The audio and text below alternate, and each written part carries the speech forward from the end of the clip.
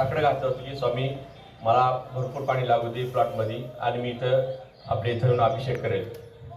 त्याप्रमाणे मी ज्यावेळेस तामशामध्ये माझ्या वास्तूचं उभारणी करण्यास सुरुवात केली, मी श्री स्वामीच्या नावाची स्मरण करूनच केली।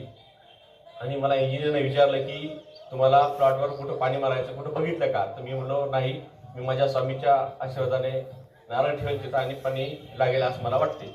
म्हणून मी ज्यावेळेस नाही का बोरिंगची मशीन आणली आणि स्वामीचं नाव घेऊन बोर मारण्यास सुरुवात केली, तर माझ्या एरियात जिथं खूप खूप कमी प्रमाणात पाणी लागते तिथं मला भरपूर पाणी लागलं। एवढं पाणी लागलं की तिथली जवळपास सगळी मंडळी येऊन बघत बसली की एवढं कसं काय पाणी लागलं, तुम्ही कुठं पाहिलं? मी म्हणलं फक्त माझ्या स्वामीचं नाव घेतलं आणि मी बोर मारला।